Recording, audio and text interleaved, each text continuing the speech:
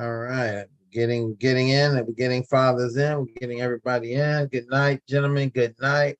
Good night, everybody. Welcome to Fatherhood Talks. Today is 8/30/2022.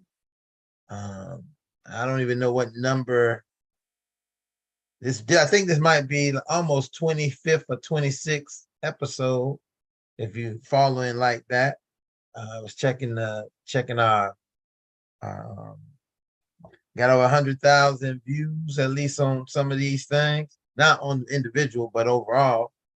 So again, we want to get more. Want to invite you to like, share, subscribe to Fatherhood Talks. I'm Ron Osborne Williams. I'm a father of a child.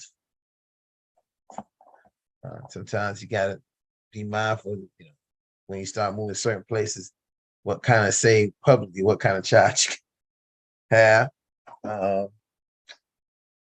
Also, I want to welcome the crew tonight, and make sure everybody can introduce themselves who's going to be talking about this topic tonight. Topic: if I can't have you, nobody will. Woo! And I'm sure that's going to take us in topsy-turvy and round and round. So I'm gonna go ahead, fathers, turn it over to you to introduce yourself before we get started for tonight.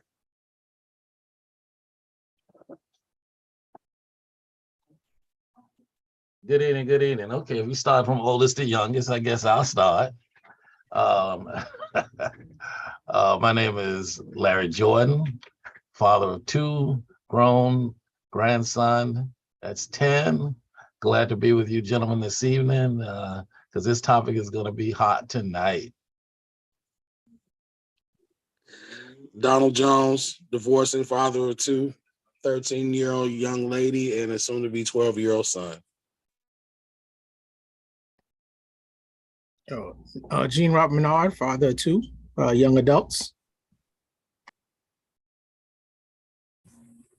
Good evening, gentlemen. My name is Lionel Lightborn. I'm a father to a tribe of 7, too many for ages and all the other stuff. So, but adult, young men and women, and it's always a pleasure to be here with you guys. My name is Ed Tenney. Married, father of 6, 3 biologicals, 3 steps, and a young granddaughter. Frederick Adams, father of 3, 1 grandson. That's it. This is Dr. Doom, father to a blended family of 8 with 1 very healthy baby grandson.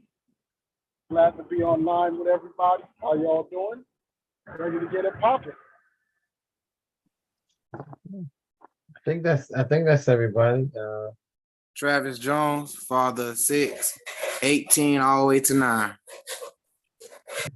Okay, so now I know that's everybody. I didn't know if you had win or not, Travis.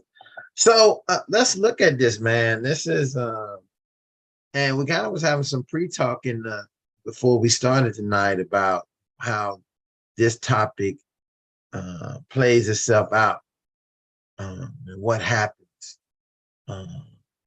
But I think the biggest part of it is, and I think I looked at this, and when we kind of put it together, I thought of it in multiple dynamics. Probably the most important one that first comes to our mind, especially what we want to advocate for, is safety. And I think that a lot of times we see in our community, we have a lot of our brothers and fathers going out, and I'm not going to say I know exactly what they're going through or they're not going through, but I know that they're making decisions sometimes without any wise counsel. And they're just going and doing things that ultimately changes not their lives, their child's mother's life, as well as the child and everybody surrounding that family. And a lot of times because they don't have a place to, identify their hurt other than in violence. I'll give you an example. Today I was working at a school, And the lady was, I guess she was working in the school, and she was yelling at this boy who was in my class.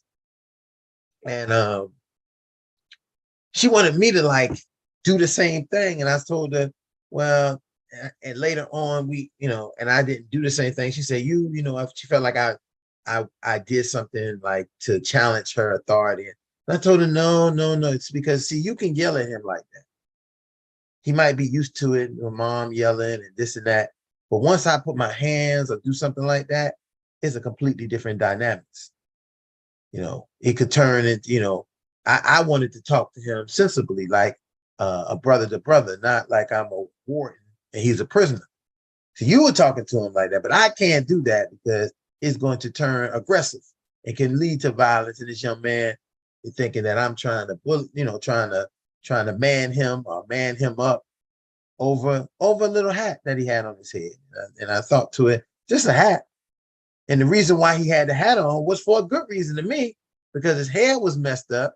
And if you know how it is to be in a high school, the second that he took that hat off, I would probably have worse than him getting in trouble. I have a melee and a fight because they're going to be picking and teasing and all those things. So sometimes we have to think, sometimes I want to bring that to our conversation, that we have to think that men have to handle things very different. And if they don't have the resources or the support to handle it different, a lot of times we see it turns into aggression and violence, things that we, sometimes we want to move away from. So I just wanted to preface that, because we know that initially we're talking about, if I can't have you, no one else can, and no one else will. That is all usually a prelude, as somebody said, to some violence, maybe even death. And we want to kind of examine it in a way, not exclusively to that, but also to the other dynamics of how that works in this child rearing game. So pass it over to whoever wants to jump onto that first. What if you're thinking outside of just the deaf version, what was anybody thinking about? Think about that. My way. I want you. If I don't get you, nobody else will. What other ways does that manifest and show itself sometimes in a relationship, and even how our children use in that way? I mean, I'll step into. Oh, sorry. I was gonna say I would step into it first and just just one of the basic things outside of that arena is, both parties have a right to move on in life. If the relationship, if the union, the whatever did not work out, both people should have the opportunity, regardless of how either party feels, to be able to move on, start life anew, meet somebody new, to make something positive out of a situation that didn't work out. And sometimes, if I can't have you, no one else will, is, one of those parties purposely throwing a monkey wrench in the other one being able to move forward and be happy. So sometimes, if I can't have you, no one will, means, just as we talked about before, the baby in the car seat on the front porch, the doorbell ring, and, that person gone, or anything that they can do, they refuse to pick up the child on their court mandated days, just leave you with the full blown expenses of having to, feed your child, do all the things that, really co-parents should be doing. And it will cause a problem in, the next person's relationship, because the other person that they're with is watching that. Whether they want to be now the number one man or the number one woman in the house, they watching this other person manipulating you in that situation. Which again, now, if I can't have you, shit, you ain't getting with the next person without me trying to mess that up. You good, Doom?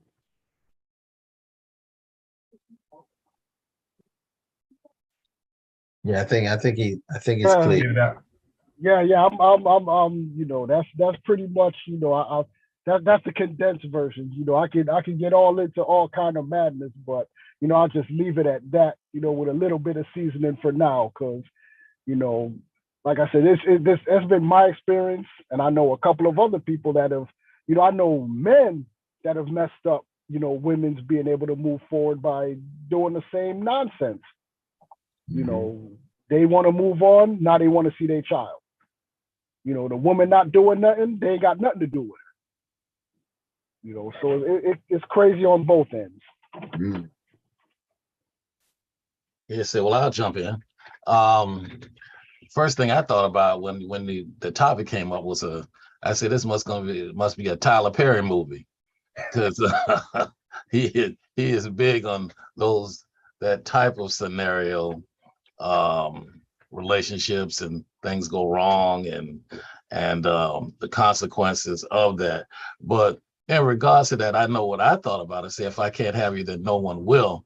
I think in many cases it depends on how that other person sees your situation. In other words, if I can't have you, no one else will have you happy. You know, now you're not gonna have a happier relationship. If I can't have you, I'm not gonna have anybody else see you win in life.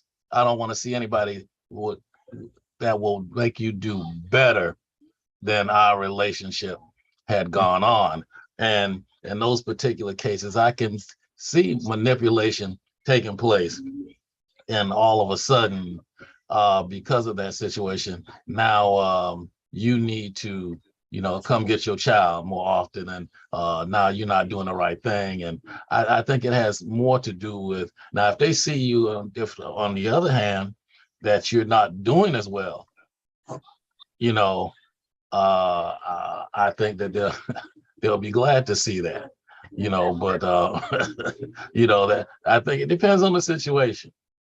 What you gentlemen think? Mm.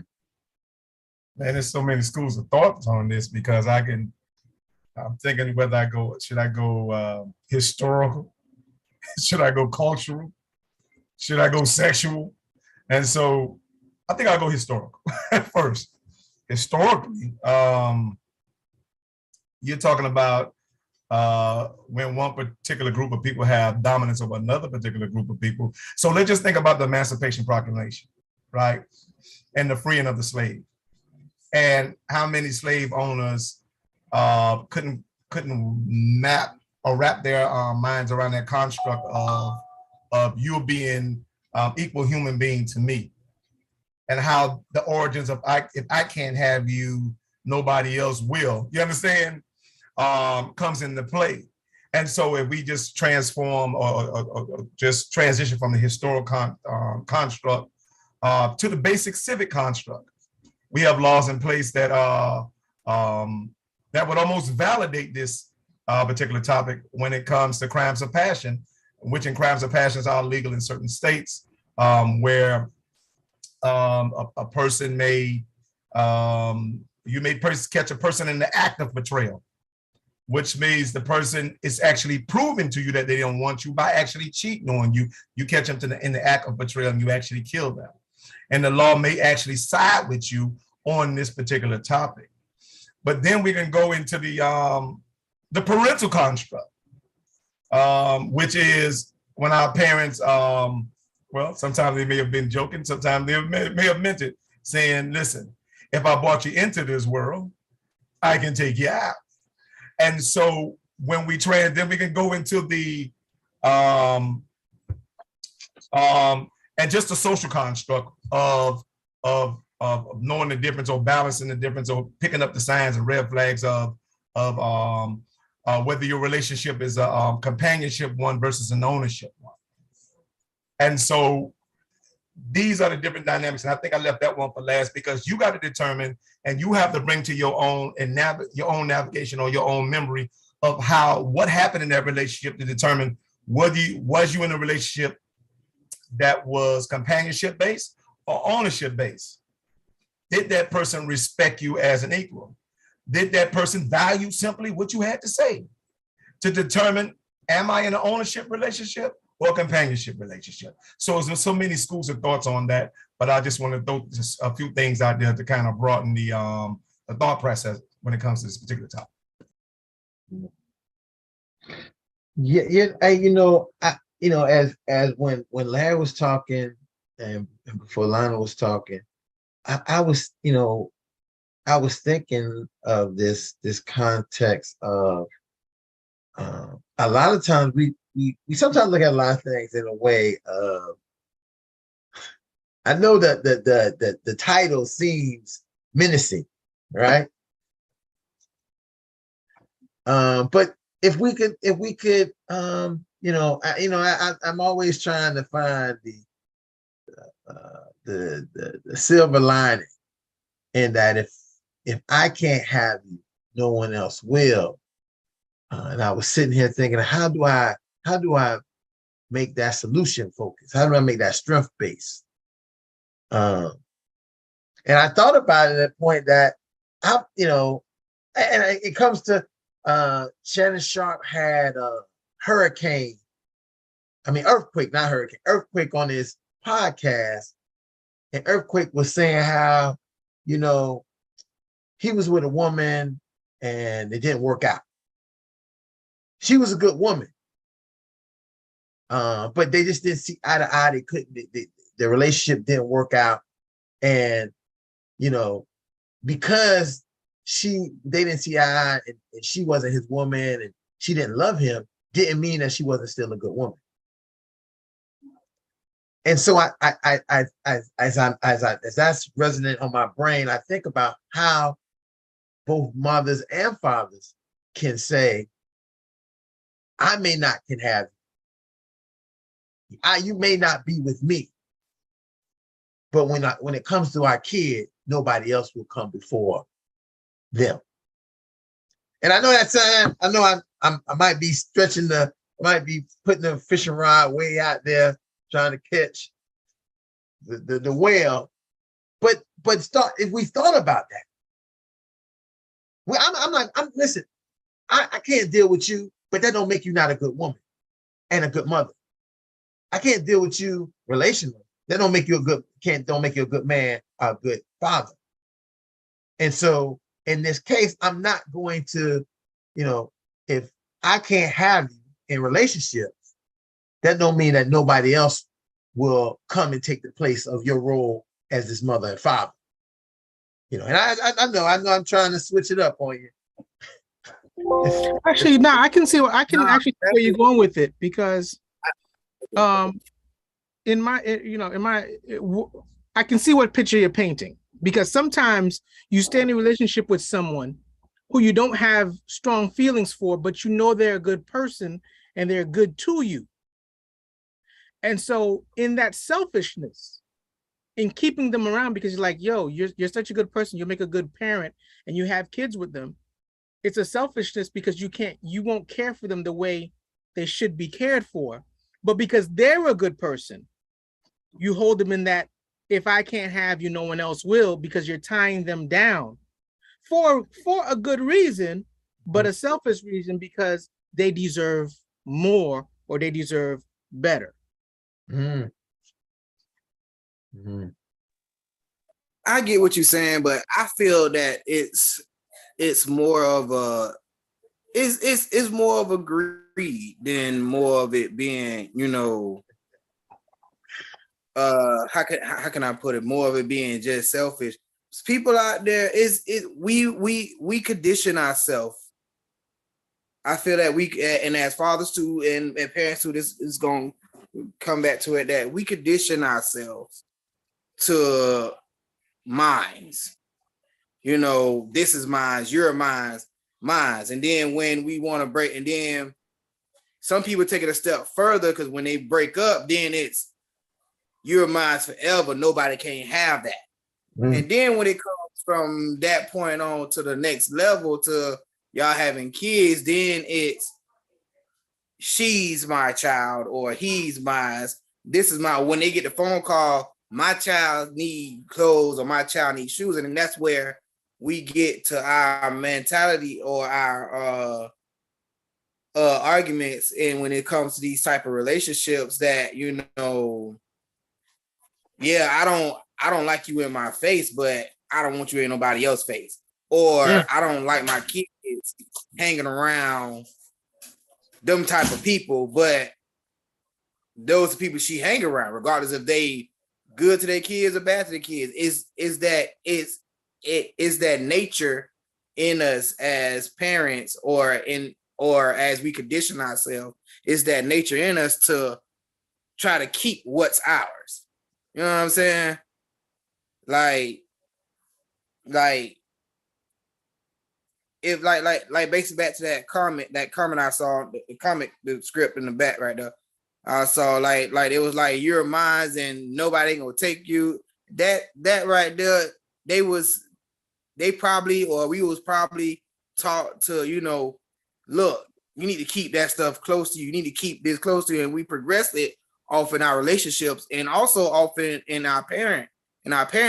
You know what I'm saying? Because we try so hard to, verbally pulling our child, like, she's mine because I've been there, this, that, third, da, da, da, da, da. No, she's mine because X, Y, and Z, da, da, da, da, da, da, da, da. You know what I'm saying? And I just feel like it comes from that notion of us being trained like that. What's mine is mine. I can't let, what I'm saying, I like, matter of fact, that perfect example. One of my daughters, they had a brand new outfit. Never wore it. We brought it a while, and she never wore it. She grew out of it. Right. So we told them, listen, hey, y'all get y'all clothes that y'all don't need no more. We're gonna, give it off, or what I'm saying, donate it. So I saw this outfit that she had, my oldest daughter had, and I wanted to give it to my second daughter because she could wear it. Oh boy, when I tell you, she had every other excuse in the book, the reason why she could still wear them tight pants and still wear the tight shirt, and it's all tight. She looking like this. It's like, what you doing? Why you still got? You don't need that. I mean, I ain't wore it yet. I mean, I could wear it for school in the beginning of the year. School? No, you can't. You can't. And that's that example I'm giving. You know what I'm saying? Like that. That's how I feel.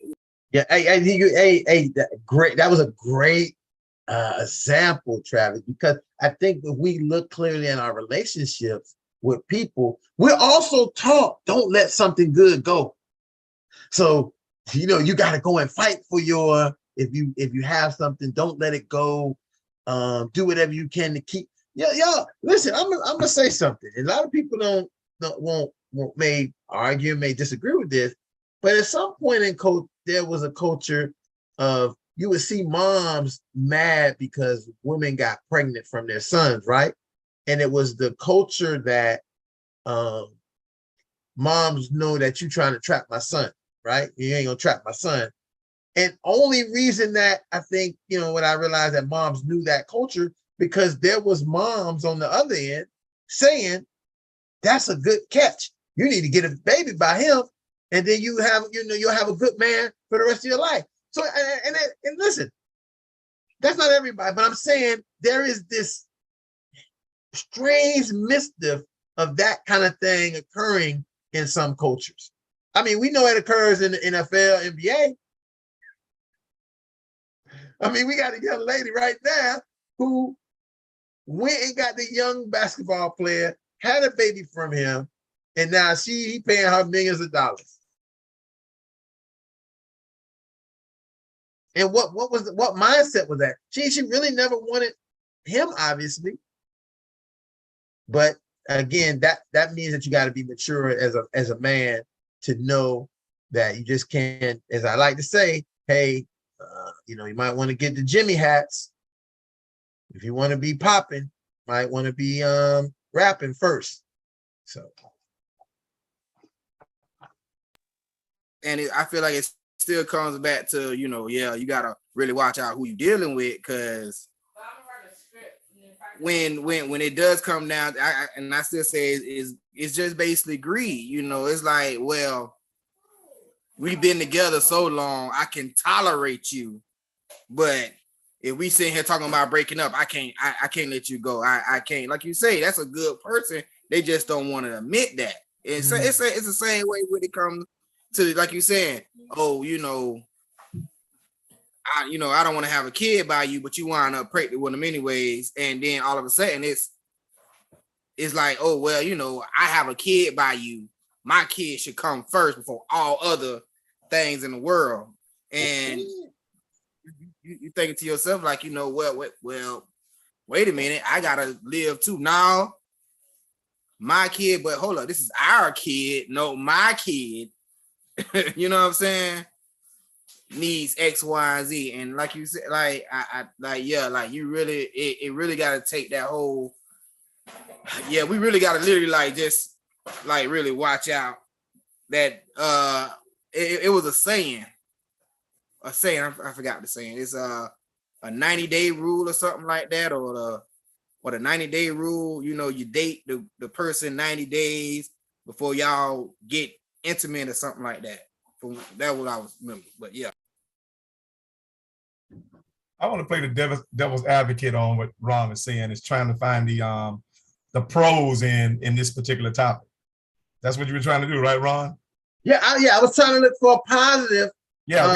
So we wouldn't have to just look at the negative aspect. That's Okay, so let's explore the pros of this particular topic. If I can't have you, nobody else will. The pros of that is on the commitment side. And so if I can't have you, which means that I'm already all in for you, you understand? Nobody else will be all in for you. And I think so often we're so, even in this conversation, we're so selfish by nature and selfishly driven, particularly right now. Even the most integrity driven people, even when they're spreading inspiration, they have to put somebody down in order to lift you up. And so in order for their positive to be a positive, somebody got to suffer the sacrifice of being a negative. And so how that translates back to if I can't have you, nobody else will. It's if I'm all in for you. You understand? Then you will run the risk of being sacrificed by somebody else versus me sacrificing myself for you. And so in that aspect, it don't have to be so much and in some cases in the real life scenarios, it's not so much of me killing you, right? Versus me killing myself without you. You see the difference? And so in some aspects, when we hear this particular topic, we always think it's more in a more homicidal sense of it, as opposed in the suicidal sense of it. And so this is what I mean by so many dynamics of this particular discussion, because we have to search ourselves. And that's why I love the thing and say, if I can't help you, so you really should be speaking from the I perspective, as opposed to trying to speak from somebody else's I perspective. And that's what makes this particular topic so tricky. I agree with Lana 100%. And especially speaking from a pro side, and these days, it's a lot of the young people consider, they say, oh, you a simp or you soft or something like that. And I tell you what I mean by that. When I got married, my commitment to my wife was, if I can't have you, nobody else will, from this perspective. You might leave, but you'll never find someone that does those things that I do.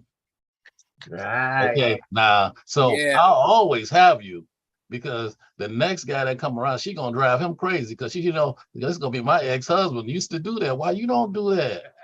Why so, and from that perspective, and like I said, these days people will say, well, no, you give in too much, you soft, but no, it's just from a commitment standpoint that, that, and sometimes because you're gonna have those times when she ain't gonna want to stay. And there's gonna be them times that you don't want to stay, but when you think, I might as well stay because ain't nobody do that. And really just about every man really does it. But what he compartmentalizes it, that in other words, I just want to be able to be said that I was the best man that sexed you up. you gonna always remember me because I was the best that always sexed you up, but we don't think about it and broaden our horizons for other things. I don't care if it's doing a house or, whatever the case is, paying the bills or whatever you do, you know what I'm saying? So that she will always remember you regardless.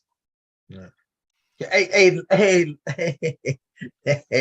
Lawrence, that's a great, that's a great one because, I think that when we are willing to commit to those relationships that way, we can only think like that. And I think Ed talked about that, I don't know, last week or the week before, about saying, I'm coming into this giving all of me and everything I have as a man to the relationship, right? And if he says that, listen, how can you lose? But guess what? Promise you, you can take me for granted and move on from me and do whatever you want to do. Them jokers out there, they trying to hit it and quit it. My dad, I was on the phone with my dad earlier today, and he was telling me how he with his new partner, he bought the washing machine and dryer went out, and he bought a new washing machine and dryer. And the lady said to him, his partner said, I have never had a man like you do stuff like this, like you doing for me in this relationship. And I was like, and I told him that because that's not the standard, because Lawrence, we go back to this idea of we got to give as less as possible so we don't look weak.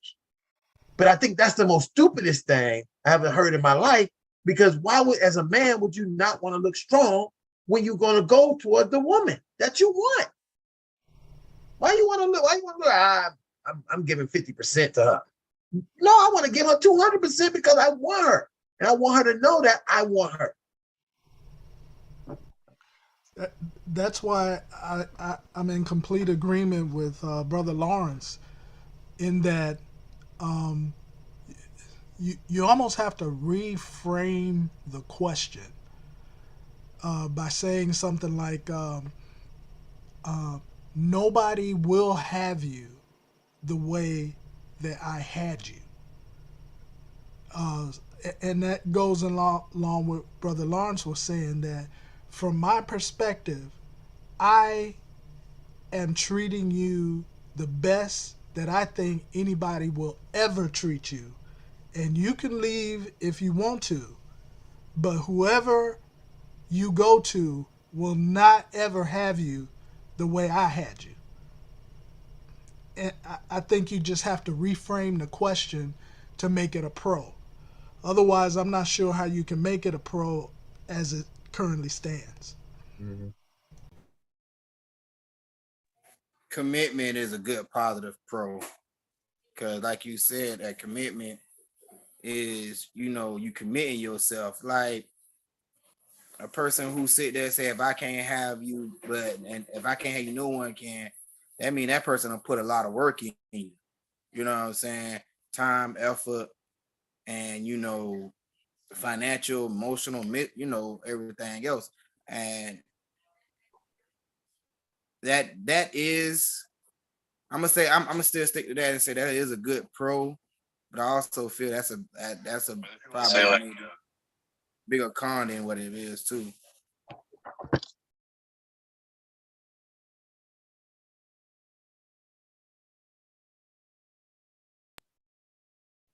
Yeah, this is a great tough topic as well, because you'd have to actually do some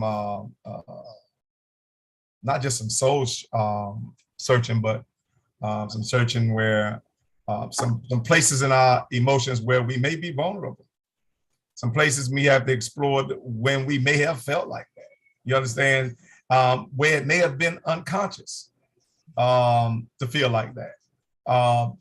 Especially when you're giving your best and somebody gave you their worst. And so when does that particular emotion come up? And then are you justified in your right to be wrong? You understand? And so all of those are different concepts.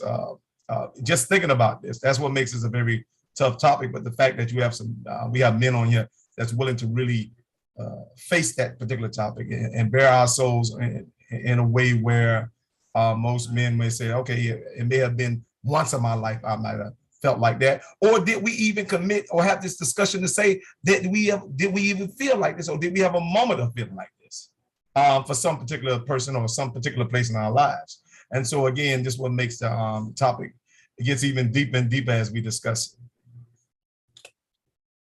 So Ron, I have a question. Yeah. I'm sorry. So what goes in the psyche of an individual? What goes on in the psyche of an individual for them to even contemplate that or attempt to engage in that type of ownership or power of a woman? I'm glad that you said that. I'm glad you asked that question, because tomorrow night we're going to delve into what this topic is really about, is power and control, because that's what is more. And you know, the ironic part that we forget is that we look at people who want power and control, we consider them to be strong, we consider them to be people who, but they are weak. This is why they're using what they have to get as much power and control in a situation, because they are lacking of love and lacking of insecurity. They're lacking of things. They feel if they have control over this person or this situation, then they will feel like they're in control when they're really still not. And I said this, you know, for the years that I worked in domestic violence, it is very unlikely that you find a batterer who kills his partner to still be alive. A true batterer. I ain't talking about manipulators. I ain't talking about murderers. I'm talking about true domestic batterers who really believe in the power and control. After they do that, after they kill their partner, even if they kill a kid, they are more likely to kill himself, because now they realize, Snap just said, I have nothing else to have any power and control over. And that shows that it's genuine. I mean, not killing is not genuine, but it's genuine that they really wanted this person, that they wanted to be. That's why the lines are so hard for a lot of times the victims to leave the relationship, because it almost goes back into what Larry was talking about. This person does everything that you could almost want them to do, but they don't know how to do it healthy. And so you see a lot of unhealthy behaviors, but they're trying to give what they think they got. And some of it turns violent, some of it turns possessive. Whereas in other instances, you know, the way to possess and control is, we going to Bahamas on vacation. You know, ain't nobody crying about that. Ain't nobody gonna say, oh, call the police about that. And so you're just talking about the healthiness of being able to, you know, have some control in a relationship, and a person who is healthy. And a lot of times, a lot of abusers are not healthy, and they are very broken themselves, and they're using these relationships believing that they will begin to give them something that they need to be more.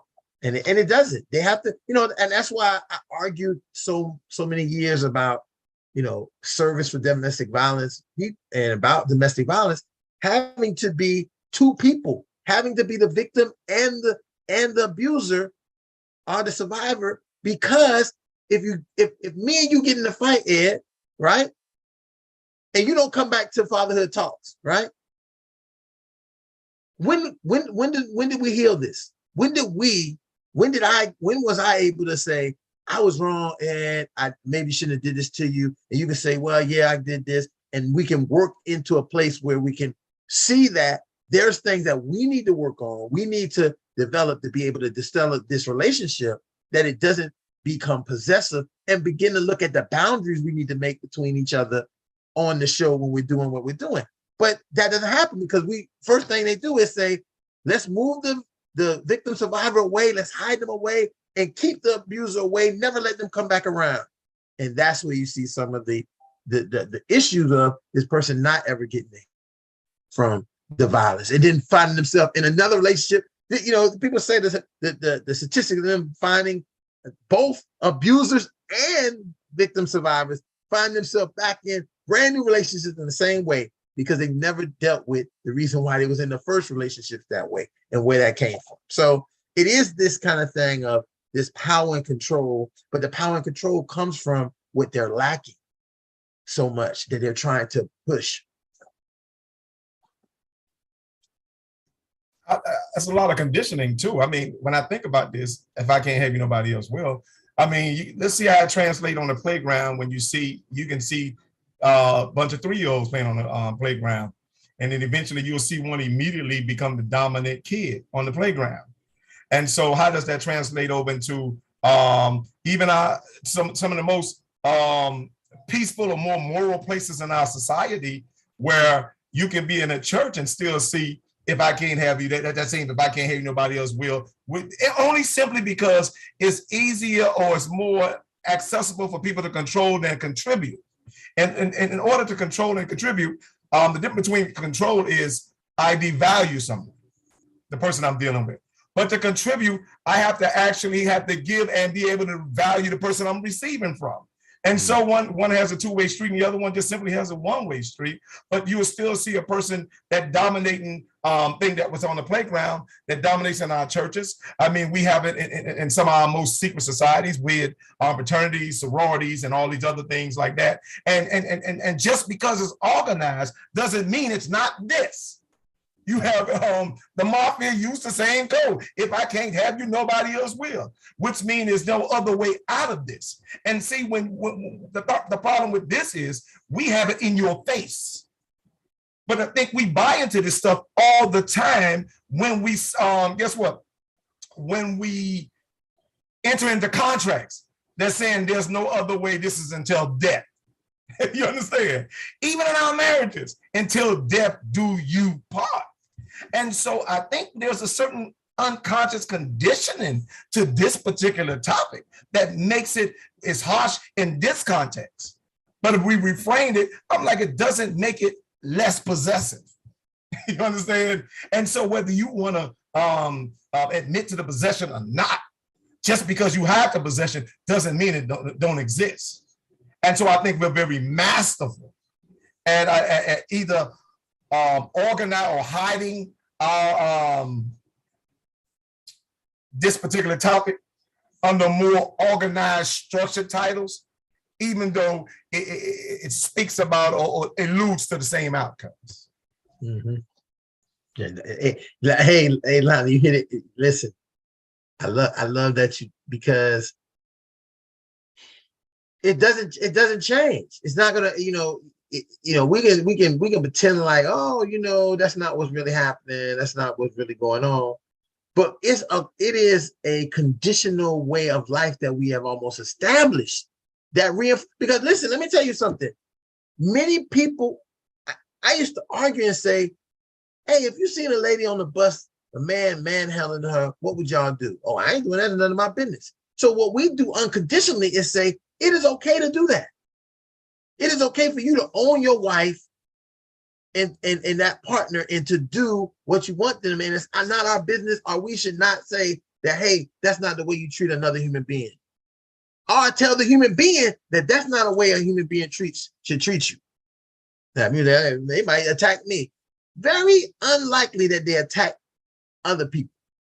Abusers are not, in many instances, attacking other people unless they're getting directly in their way to their goal. Well, in that scenario that you bring up, you also have it where the conditioning is so strong on the abusee that when you step in, and a lot of people say, I'm not going to jump in, because when they step in to help, the abusee takes the abuser's side, and it then starts to be a kind of like a compounded of why you're in our business type deal. And so you have to address the fact that the slow conditioning that it takes to become abused within a relationship, it doesn't happen overnight. It's almost like a grooming situation that occurs when you start talking about abuse in relationships. It starts off very slow. It's like things like just, saying certain things, raising your voice a little, apologizing. Then it starts to escalate very slowly. It's not something that, you just land into. you'll have women or men, and one thing I want to point out is men do get abused. It's just a different form of abuse. A lot of times it may not be physical, but there are different ways that men are abused in relationships, and it starts off so, I don't want to say innocently, because that's such a wrong term or choice. No, it's not. No, it's not. It is the actual. Listen, if I tell a woman that me and you have to develop our relationship together, it's us against the world, I just isolated her from everybody else. But what I said to her was true about a relationship. You can't depend on them. You got to worry about me. And so it is innocent. It's just when who's doing it, how it becomes unhealthy. Yeah. So it's a hard. It is so hard. It is so hard. It's probably one of the hardest things. That little gray line, G, is so hard to turn on and off for people. Yeah, it is. It is. And it's so, like I was saying, it's so slight that when it first starts off, that is so slight, and you start to say, you know what, and the way it comes about is I wouldn't do it if you didn't do this. And so you start to turn it on the person being abused, and it's kind of like, well, man, maybe I am doing just stuff wrong. He's a great person that I just bring out the worst in him, or she's a great person, I just bring out the worst in her. And that power and control and possessiveness is what's creeping in, but you as the victim are so lost in it, thinking everything is your fault and is brought on by you, that you're always walking on eggshells not to do something wrong, when no matter what you do is going to be wrong. Right. Ron, you spoke about that scenario, but here's an even greater scenario. You were saying about it, that we saw the man beating the woman on the bus stop, but how about on a daily basis when we see the parents roughing up their kids on a regular basis? Is it applied then? And then we are more justified in saying that, you know what? Yeah, she's just trying to save that boy life. You understand? And not realizing maybe on the flip side of him, she may be teaching him, or he may be teaching him to be an abuser. Right. And so again, we're so culturally, I'm like, listen, there's nobody isolated like this. I think we're all at some point is guilty of this particular topic, whether we want to admit it or not. And if you can't find your guilt, I'll help you find it for you. And listen, Lonnie, you hit it on the head. Working with young people, day after day, when you find yourself trying to defend yourself against them, and realize as an adult, you are being abused. You supposed to be better. And so I think in that incident I talked about earlier about the young guy walking in, the lady in the hallway, in that situation, that's what I was trying. I didn't, because the way they was yelling at the kids was like, yo, this ain't a prison, yo. This is school. It's a school. And in my olden day, and I have to be honest, back in the day when I used to be a rough rider at Hollandale and Delt, rough riding at Daniel Boone Alternative in Philadelphia. Yeah, I probably was rough like that. But I realize now that only denotes to teach our kids those behaviors that we then question, where did they get them from? If they get it at home and then they come to school and we do the same thing, then they believe that this is appropriate to do when they get involved in relationships or with other people. Now they see somebody do something different. Now we got an opportunity to say, "Hey, whoa, hey, Professor, oh, why you didn't get mad, or why you didn't do this?" Because that's not the way to handle everything. Now they can see a light different from the one they are experiencing, and that's where our brains and the development, start happening. That we can see people do different things. But you hit it right on the head. If we don't step in and have the courage, and also be mindful to watch ourselves and what we do, because our kids learn our aggression and our anger, and that thing, kids don't do what we say, they do what they see us do. And when I used to do the domestic violence training, any of you guys ever seen it? I played a video where the mom was smoking a cigarette and the little kid was right behind her smoking a cigarette. The mom was yelling and cussing at the person in the car. The kid was shooting birds to the person in the car. you those kind of things, because they don't learn what we say, they learn what they see us do. And that's a big thing we're talking about, what we do and how we take control. And if you can't have it, nobody else will. And we never thinking those eyes are fully developed and learning those behaviors from us. Learn behaviors, big ways. And that's big, that what you said there, because you can almost see the actions of little kids based on like you can, and it may not always be true in every setting, but I'm sure it's true in 95% of the settings, that the way the child treats the parent is because of the way they see that person, that other adult in that household treat that parent. And the conversation that they have with that parent, it trickles down to the child, and the child's going to speak to that parent that same kind of way. And so a lot of that stuff, like you said, is mimicked, and it's something it's taught based on the actions rather than saying, I mean, you can sit there and say, I don't want you to behave like me, but all they see is your behavior. It's going to rub off on them. Mm-hmm. And so that's why you get that cycle that develops within the household and within the relationships. And they tell you a child of an abuser will most likely become an abuser or marry an abuser, because that's the environment that they're used to. And so it's a vicious cycle that you have to take notice of and control of at a young age in order to stop.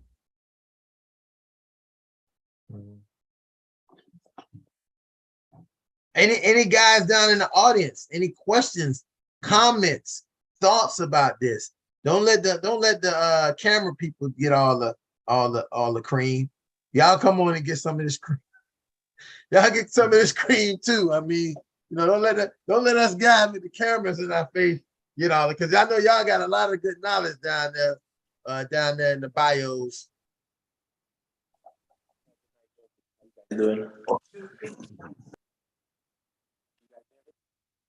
Yeah, a little bit. You're a little bit off right now.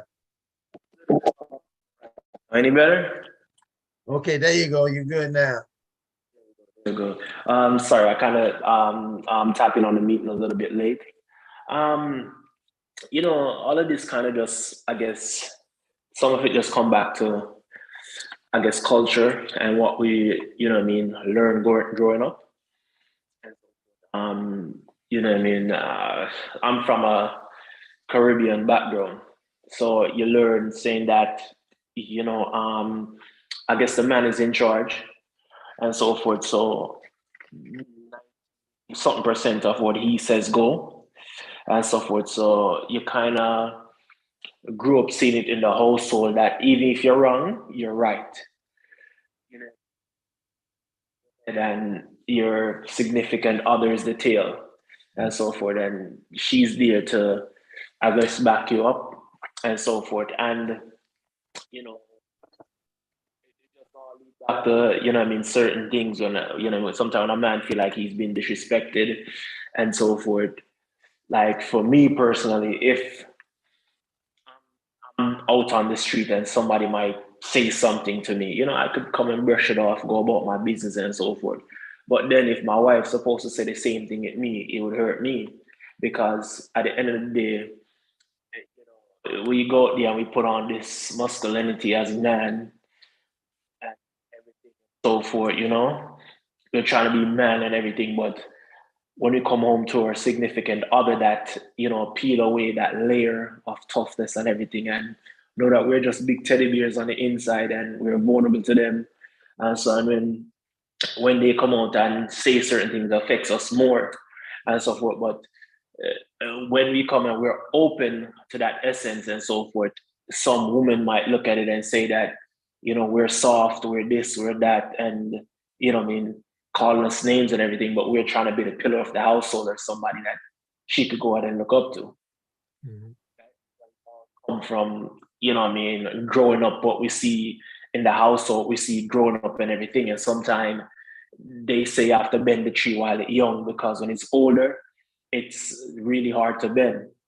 So as we get older and everything, when we grow in this, is just sometimes without even knowing it, our conscience might just go back to them, to the same old way. So a little 2 cents of what I heard so far, coming and joining the meeting. Hey, bro, you said something that was really, really, really important to this idea that, and I thought as soon as you said it, I thought about that. Men are human too. Okay, we're not Supermen, and a lot of times we are put in the position to be Superman. I remember I dated a girl one time, and I'm very strong skinned, right? But I feel that if you with me and you my people can crack on me, tell jokes, they can humiliate me, whatever, but not you though. You shouldn't do it. You should be the person to be like, get off my boo, get off my bae, not adding, bringing in our own private personal stuff that they would never even know, making bigger laughs, because at some point that's not what you do with the person that that you partners with. And I mean, you hope that that's not what the person do, but sometimes that happens, and it makes us a lot of times, and I see that sometimes because it's that's called humiliation. But you can take humiliation, like you said, from outside. But when the person who knows you, when you're vulnerable and they see how weak you are, like for them, I give a great example. Say this joker can't spell a lick, and then somebody asks him to spell something. Now, ain't nobody didn't know he couldn't spell. Nobody knew any of those things, but you brought that up in a joke in front of other people. He's going to be humiliated. And how can and you brought it up because that's a vulnerable thing that he just told you, and we covered it up, and I think sometimes, those things people think, and again, I say, why somebody do that? Oh, because that's the time opportunity to get more love, to get more, as I say now, to get more likes. So she going to get more likes than you right now today, because everybody think that you are the man, because in this relationship you look like the man. But so that I say, to avoid that, you need to always be pushing your partner up, so they be pushing you up too. Let me say that again. If you always taking all the light, the opportunity to shine the wrong light on you will come. So keep on pushing your partner into the light just as much as they put. Oh, Ron, you did. Hey, listen, I couldn't do anything without sweetheart. Sweetheart did. Hey, sweetheart did that. Hey, listen, you did a good job on. Hey, sweetheart wrote that, and she put that together, and she checked it for me. And that's when you talk about team and partnership and keeping a balance. That because you can take your partner for granted, and then when they get you, it ain't gonna be a time. It ain't gonna be what you like. So. Anybody else? Any of them guys? You got some other guys down there in the goulash. Any guys down there got some? I know there's some stuff y'all got going on. I want to comment on one other thing that he did say. But just I think when you're talking about this topic, it's there's no cultural exclusivity to it. I think it's widespread, because I think in every culture, the man is uplifted to a certain position, and you have it where they have to be a certain way, regardless of who you are, where you're from, because there's a certain stereotype in what makes you a man. And so when that stereotype is questioned, that's when you get all the negativity that comes along with what a man is. You see what I'm saying? Where one thing that you did say, and that he said, was the vulnerability that you're able to have. Well, once that's questioned, man, because once they look at vulnerability, they're like, you're soft, you're simple, you're a punk. And that's all that stuff that starts to say, you know what, now I gotta overprove who I am. And I think one thing that he did touch, and I think that's what happened in a lot of relationships, is the overproving of who you are in order to keep the other person in check and in control. And so a lot of that is what stems from, I got to show you who I am, because I'm not going to have you disrespect me. Say that again. Say that again, Rob. I think the audience and people need to hear that part again, because that's a big part that you just said. Powerful part. That I got to show you who I am in order for you never to disrespect me again. Right. And so that's what that's what carries it on in this situation, in my opinion. But you know what I was thinking about? I just saw a video clip on Facebook. You know, Facebook always got some kind of video clips. But speaks to this very topic. It was a young man, like somewhere in rural America. And it hit home for me because my children are young adults. And I think it's something that may blindside most of us because we don't have any control over who our children choose. And so with that, this young lady came to like a decent house, decent family, and she chose the very guy, if I can't have you, nobody else will. And so whatever the case may be, the relationship brought her back home to her family's house. And the guy came to the family house and demanding to have her, or whatever the case may be, making demands. And went as far as when he couldn't get what he demanded, proceeded to knock the door down. And I think it was the father or someone in the house ended up killing him. It was the father. It was the It was father. the father. And Gave him so a shot. I'm saying that to say this. You see, whether you want to address it or not, these are very real circumstances and situations. I'm going to put it in your psyche, in your consciousness, so you would know that these are the things that you're at risk for every day. And so just because you got yourself under control, that doesn't mean you have your environment under control. That doesn't mean you have other people under control, even your only offsprings or whatever the case may be. But for the people who are just concerned about just raising their children, you understand? And thinking as long as I got control of my house. I'm like, yeah, you have control of your house, but you don't have control of who the people in your house choose outside of your house. That's why it's very imperative to treat every human being, or particularly every child, like they're yours. That's number one. And treat every human being like you would want to be treated. And so we're talking about we can't isolate healthy thinking or whatever the positive spill is of the day to just ourselves. And I think we, again, if holisticness or being whole or wholeness or wellness or whatever the case you want to do it is only limited to you, and we're going to box it in a status box and never use it as a service, then you probably deserve everything you get. And so, yes, I definitely want to teach, talk to, because you see, this is a self-righteous person that think that, this is not me. That would never be me until it becomes you. And so if I warn you beforehand, to maybe you need to pay more attention to that individual that you deem not important, that you deem, they don't want it, whatever the case may be. And I understand, I'm like, yes, everybody do have their choices, but treat them like they want it until they can learn to want. And that's how I kind of, because I had to really, and I mean, if I've had issue with close friends of mine, I'm like, hey man, you my friend, right? But I have to put a demand on people I'm with. I'm like, listen, I don't need you. I wouldn't give a damn if you don't like me. I never asked you to like me. I need you to love me. And that's like, you understand? So I don't even care about like. And that's why I come into the room the way I come into the room. Because at the end of the day, when I leave that room, you will love me or hate me, but you probably will never like me. And that's the reality of how when I'm dealing with this situation and that particular topic, because again, it applies to everyone, whether you want to admit it or not. Lana, Go ahead. Well, let me just say this to what Lionel was just saying. When I used to do domestic violence training at CSC, one of the big things, I used to have this model of these 4 houses, and that was in the cul-de-sac. And I used to talk about that. In one of the houses, you knew for sure because the kids was watching the dad beat the mom in the yard, right? And the people in the cul-de-sac felt like, well, that's not their problem, right? That wasn't their problem.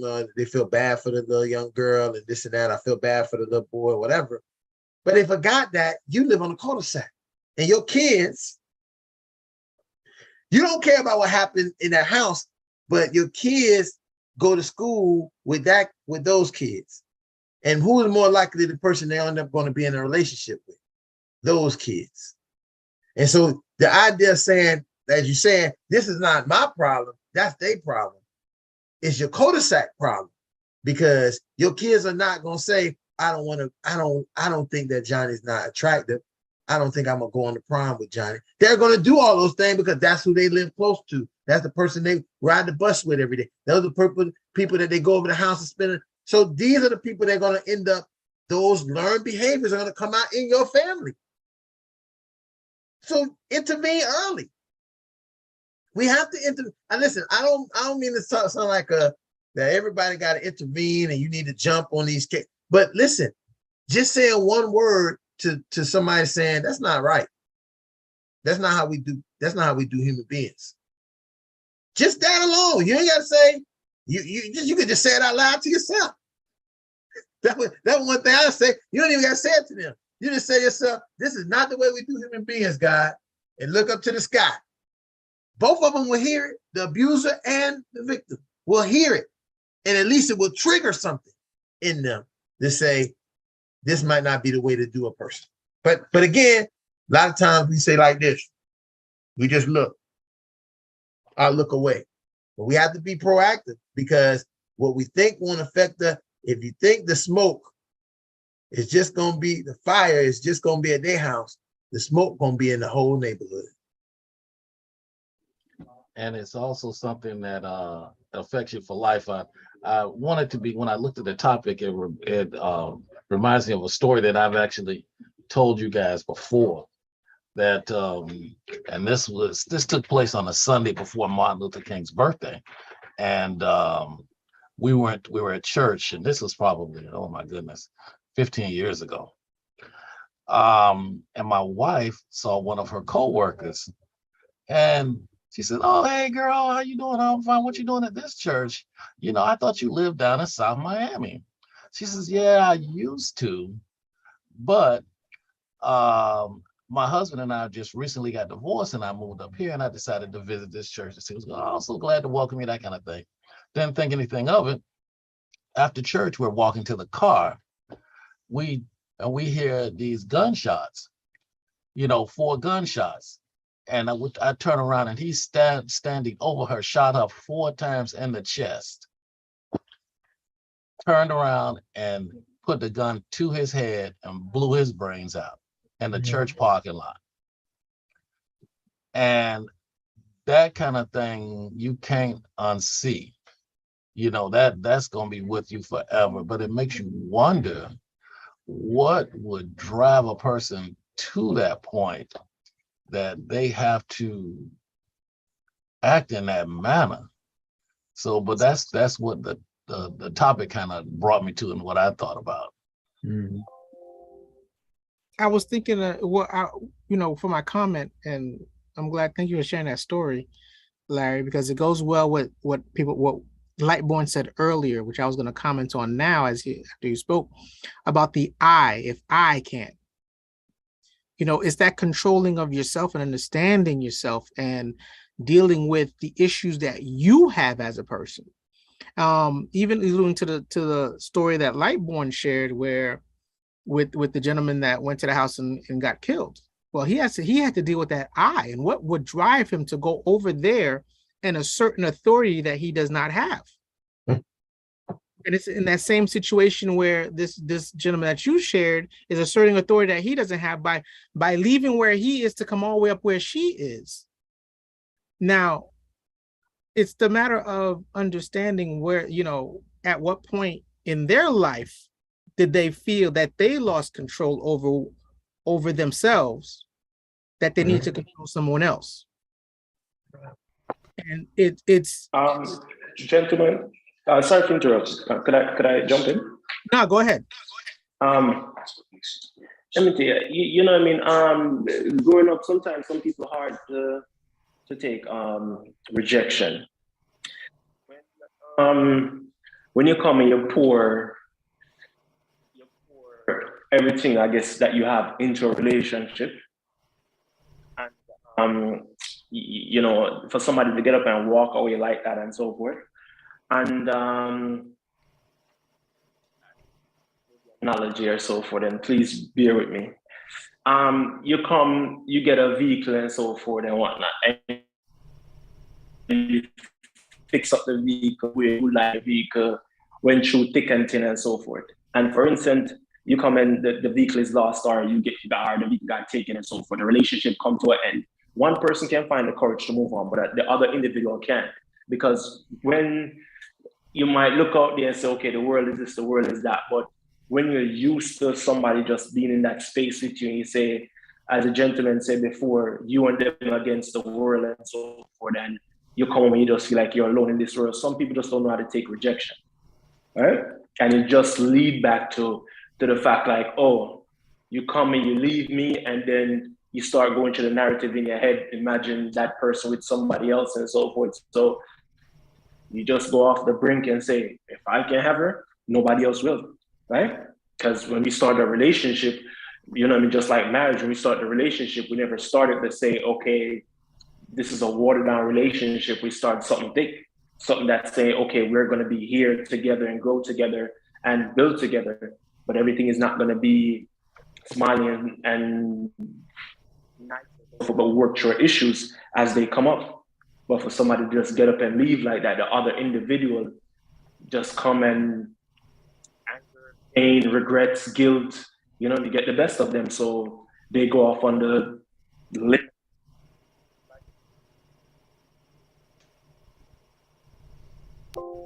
I'm gonna agree with some of the stuff that you said, but where I'm gonna differ a little is on the action of the person who is the one committing the problem.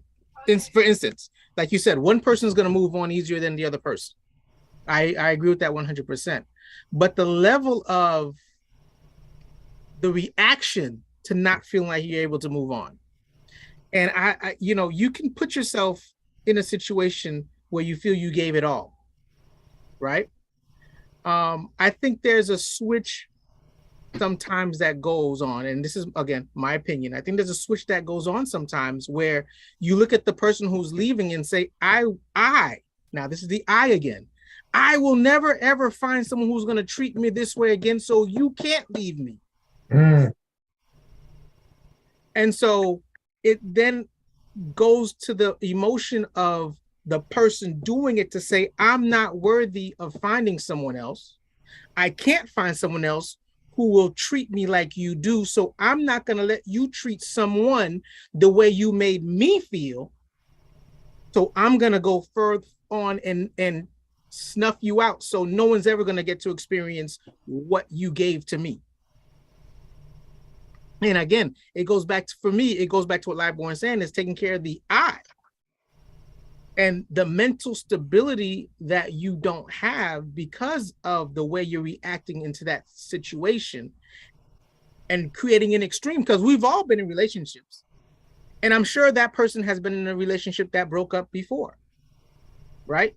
I'm not saying it's 100%, but we've all been in that situation where someone has left us and we left somebody and they didn't react that way. But why didn't they react that way? Because of the mental stability that they had, or what was built up in them. And the assurity that you're not the end all be all, there is someone else out there. And I think there's a maturity that comes along with it in a relationship that you have to understand that it may not be forever. And when you take that maturity of understanding that not every relationship may not be forever, but I'm still going to give the relationships my all, then you have a different mind frame when they do end. No matter, and Gene, you make a good point, no matter how it is, because it could end in all kinds of ways. It could end in death, right? And so now you're a widow, or you're a partner who can't, you are in denial of the grief of, because you didn't get to do everything with this person because you felt that you would have them forever. So it is about this idea of having us being well adjusted, getting into relationship. And I think one of the biggest things is having some real good boundaries. The boundaries are big. They're probably the biggest part of any relationships that we have, and understanding that not just you having them, but also respecting the other person's boundaries. So having some and respecting some, and honoring them, where we can go, because I think, Rebirth, you said a lot of things that a lot of people can identify with, especially I would say a lot of working class men, right? Work trying to develop who they are. Sometimes they want the 10s, they want the 9s and 8s, the 9s and the 10s. Y'all want them. So you work, you pressure, you this and that 8 and 9, 10, they get and then say it's just not enough. You got to work. I go get somebody who don't got to work, and just take what you got. I mean, and that happens both ends. I'm just saying, but I think that you see this for a lot of working class men who haven't really developed who they are yet, getting caught up in trying to look for something before they're ready for it. You want to be with Lona Falana, right?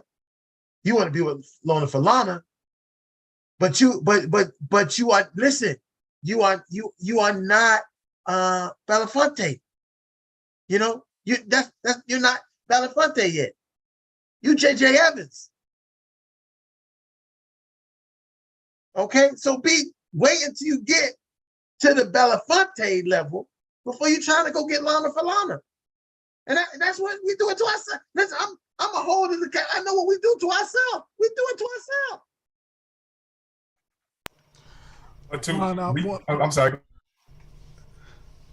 One of the things I remember hearing growing up from these elder pastors is I heard one talk about an adult fool, and you don't want to be around or associate yourself with an adult fool.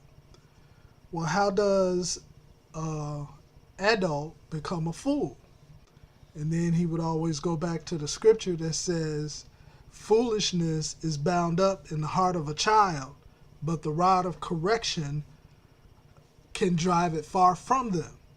So an adult fool is one who had no correction as a child, and that foolishness was never driven out of him. And so I think you alluded to, Ron, earlier about intervention that needs to be made in some of these young kids who have this foolishness bound up inside of them, and there has been no intervention to pour into that wisdom, knowledge, character, core values. None of that stuff has been poured into them, and they grow up with that foolishness bound up inside of them, and they develop a "if I can't have you, nobody can" mentality, because they don't know no better. They don't have any other way of reacting to it. Yeah, I'm gonna counter what you just said, Ed. And the reason I'm gonna counter it is because I think emotion makes us foolish. I don't care how smart you are. And so I could think about two very high profile cases. Matter of fact, it's still active right now. But two of the individuals involved, which this particular topic plays out in it, because it comes from another angle where the young lady, she I guess she always loved this guy. He was a friend / lover.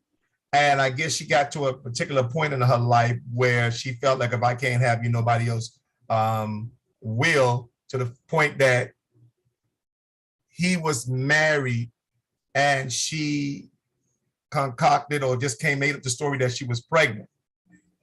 And so when she made up the story that she was pregnant, she thinking that it was going to get one outcome, and it ended up getting another outcome, which is that outcome actually having her murder him.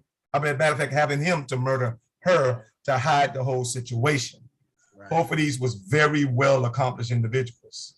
But the fact that she, even at her best intellectual prowess, she still was emotionally vulnerable or ignorant to the fact that she could have never fathomed that coming up with that particular story would cause her life. And so when it comes to emotion, I've seen the best and the brightest still end up with a foolish man's outcome or a foolish woman's outcome, be it the rocket scientist who drove all the way from Texas to Orlando wore a diaper. You understand? I'm talking about real life situations. So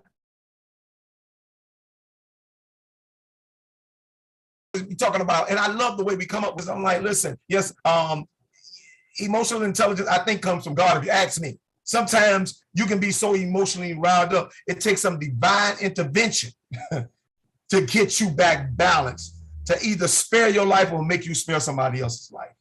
And so I think when we're talking about accessing intellect or intelligence, we should search every aspect of life, you without saying this one is more superior than that one. Get it from all aspects, because at some point it's going to be where some your book smart is going to end, where that Bible smart is going to begin. You understand? When it comes to some of these circumstances. So my advice to anybody is to learn it all. And my last thing is, no, don't. And I think Ron can agree with me on this. No, do not intervene in no. Not personally. Do not interject yourself into a domestic violence situation. Yep. Where you see, I will tell you that's hands down no, because that's one of number one and number two causes of police being killed. And so if the person can be so, I mean, those situations can be so heightened, they don't even recognize the authority when the authority intervenes. And so that's why it's not wise for you to intervene. Yes, call the police or video it, but do not interject yourself in that situation where emotions are probably at the highest they would ever be when it comes to mankind. Now, hey, Lana, let me just give people an example of that you wouldn't think that you intervene, that you are. Oh, girl, you can just come to my house. Don't worry, just come to my house. The number one thing we should tell people, if you're leaving a partner who you're in a domestic violence relationship, you need to go to the shelter. You need to go to the domestic violence center, or you need to leave the town and never tell anybody where you at.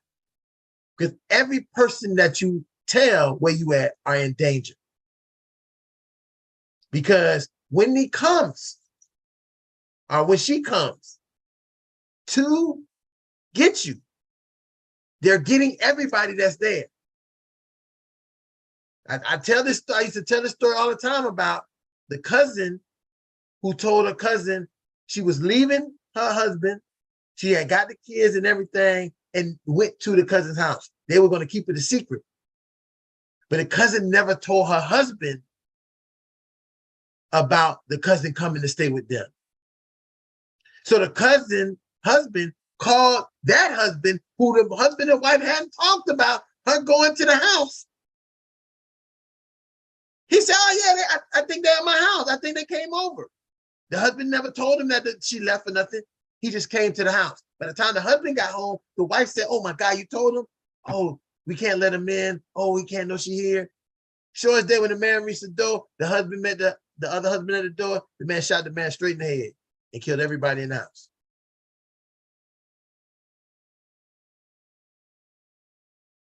Because these people want their control. You're not going to stop them. So I 100%. The best advice is to disappear. Because guess what? If the police show at the domestic violence center, they'll tell them we don't even know who you're talking about. And if you stay there too long, they call them more police. If you come, listen, even if I went there right now, years I worked there, if I was to go to the domestic violence center in Broward County and say, hey, they'll call the police on me. That was when they number one educators, because it is about confidentiality and safety of these people. Because the abusers, once they lose their control, they are emotionally unstable. Like you said, Lana, emotionally unstable. They will do anything and to anybody. So, well, yeah, listen, we got a little tips tonight. I mean, I hope that this was helpful to people. I know that in some senses, This is not, this we kept it on the front page, but tomorrow night we can take it all the way to the back page. Then I say back page, but we take it to the back page. I think they got rid of back page. They just got the fans only now. But we're gonna take it. We can take it all the way there and all the way around and really talk about and get in depth with some advice and with some things for people if they come on and they really need to figure out how they can change and move from some of these places tomorrow night. Just look in the chat and you'll see where the Zoom meeting is, and you can join us, or you can look on however you got to see to come here. Look on our page, Fatherhood Talks YouTube page. It'll tell you how to get involved with tomorrow's night call. I want to thank everybody tonight for sharing. I mean, this was this was a meaningful conversation. And it's one that you won't probably hear very often from a bunch of men. We didn't mean to go into the domestic violence in the way that we did, but there's no way we can say, have a title like, if you leave me, if I can't have you, no one else will. There's no way that you can get away from that, because that is the line that most police reports of homicides, domestic homicides, have in it somewhere. Can I say one thing before we close out, Ron? Yeah. Mm-hmm. People, you have friends. Everyone has friends, and you pay attention to the relationships that go on. And if you have a good friend who is in a destructive relationship, talk to him. I think a lot of times we tend to not talk or because we don't want to butt into people's personal business or personal life, but there's some things that you can say that will not only save them, but save the other person that they're with sometimes. Right. And so don't be afraid to talk to somebody about just healthy relationships and what goes on and everything like that, because you could talk some sense into somebody. And it doesn't have to be an intervention. It doesn't have to be, well, I see this going on in your relationship, but just groups like this. And we always say that groups like this, where you guys can just get around and just talk about what relationships look like, what relationships are, just to educate the next person that you're with, or even the friends that you have. It's always a good thing. So don't be afraid to educate somebody on what it looks like to be, because some men are in unhealthy relationships. Mm-hmm. They don't want to go home because the wife is nagging and always yelling at them. And people don't understand that abuse can be verbal, it can be physical, and it could be it can be what's the last one? A threat. And the threat, and the problem with the threat is that it's something that only that they're threatening. See, physical is one thing, verbal is another thing, but the threat, only people know what that threat is you two in the relationship. Yep. Like, they woke you up in the middle of the night with a knife up to your throat. The knife to another part of your body. It said, if you do it, you listen, you do this, you'll wake up, and it'll be wet down here. And so, definitely, you'll think about that for the rest of, in that relationship. You got a lot of guys out here who are under the threat of being, they're in relationships and they're stuck in that relationship because they're looking to get papers, and the other person's like, I control you. Mm-hmm. Listen, I've never seen a room of men cry before like that until I was at the domestic violence center, and I ran that men's group, and the men would tell stories that was demoralized, because they would rather take what was happening to them here than to go back to Guatemala, Honduras. They sleeping in the garage, working construction, eating minimum food, having another man sleep in the bed in the house with them while they in the garage, and they paying for the house. It just make me a little emotional. Hey man, that's rough, but it happens, and that's how it goes. So again, thanks everybody for joining us. If you want to continue this conversation, we will continue tomorrow. at 6:30 on a Zoom on a Zoom platform. So if that is it, fathers, just repeat after me. I am. I am. I am. I am a man of honor. I I am. am a man of honor. I am. I am. I am.